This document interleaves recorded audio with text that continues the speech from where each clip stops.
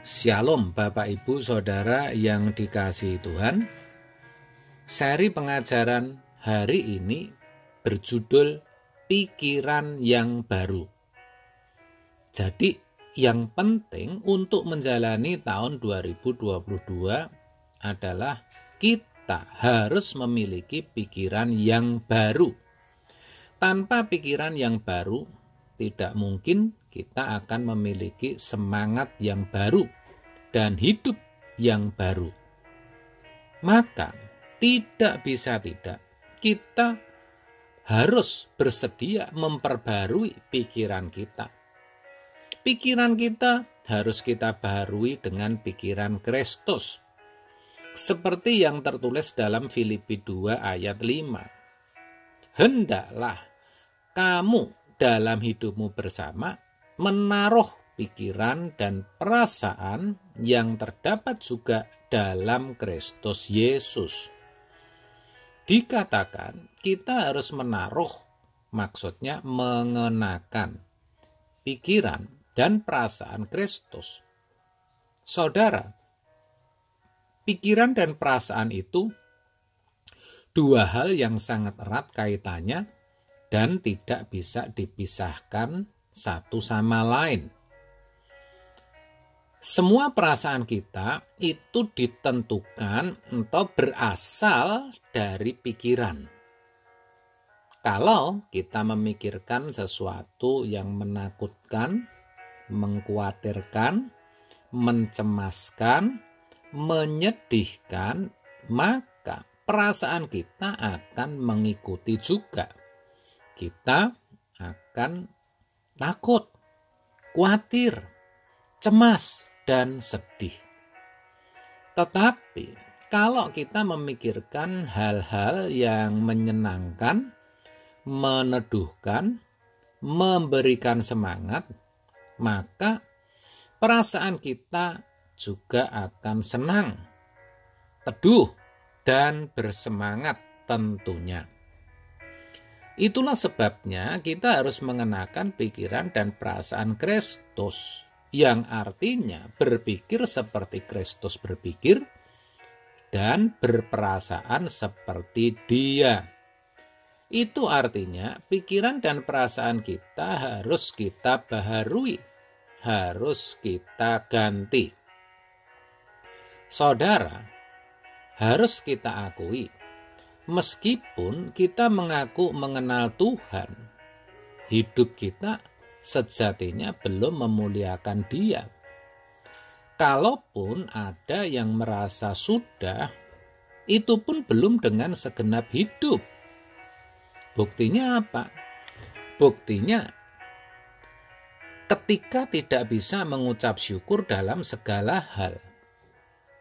Ucapan syukur hanya ketika perasaannya senang, sedang mendapat berkat, atau mengalami keadaan-keadaan yang nyaman. Ya, hal itu karena pikiran kita sudah sia-sia dan hati atau perasaan kita bodoh. Roma 1 ayat 21 menuliskan demikian.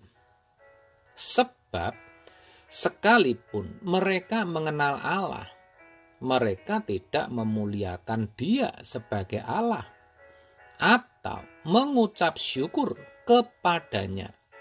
Sebaliknya, pikiran mereka menjadi sia-sia dan hati mereka yang bodoh menjadi gelap. Jelas kan?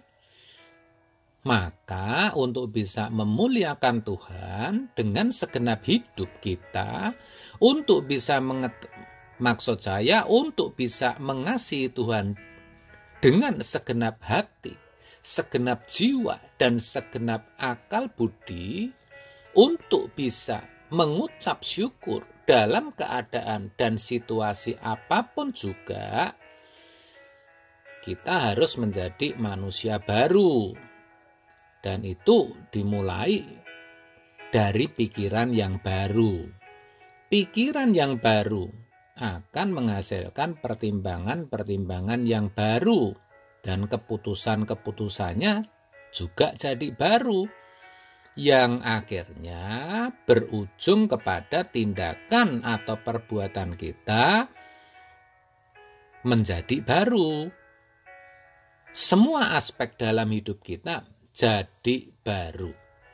Untuk itulah pikiran kita yang lama, yang sia-sia, yang kita warisi dari nenek moyang kita ini harus kita singkirkan, kita tanggalkan, dan kita gantikan dengan pikiran Kristus, yang artinya harus kita isi dan kita penuhi dengan firman Allah. Kita harus mau belajar kebenaran dengan tekun dan konsisten. Ini kelemahan kebanyakan orang Kristen yang kalau jujur tidak menyukainya. Ya memang itu tidak mudah dan bahkan tidak bisa selesai dalam 1 atau 2 hari, 4 atau 5 bulan, 7 atau bahkan 10 tahun. Tetapi pembaharuan pikiran oleh firman itu butuh puluhan tahun sepanjang hidup kita. Tiap hari harus selalu ada progres atau kemajuan. Maksudnya harus ada pemahaman yang baru atas firman Tuhan.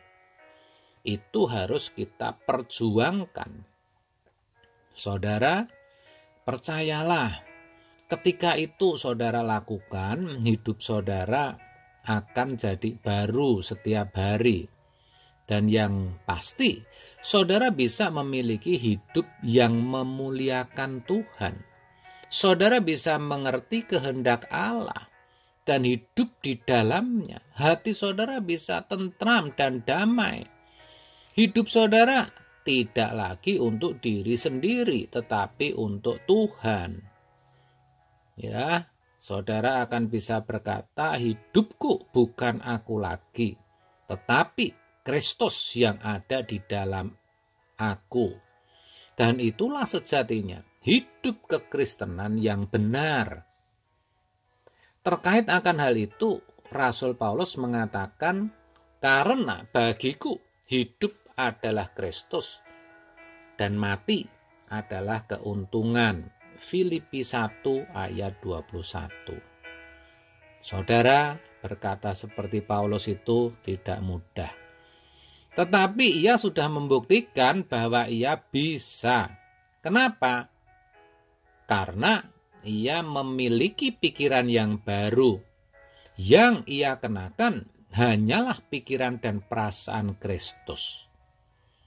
Saudara, kalau Paulus bisa memiliki pikiran yang baru, saudara dan saya pun bisa, asal kita mau berjuang. Kiranya kebenaran ini boleh memotivasi kita untuk memiliki pikiran yang baru. Amin. Tuhan Yesus memberkati.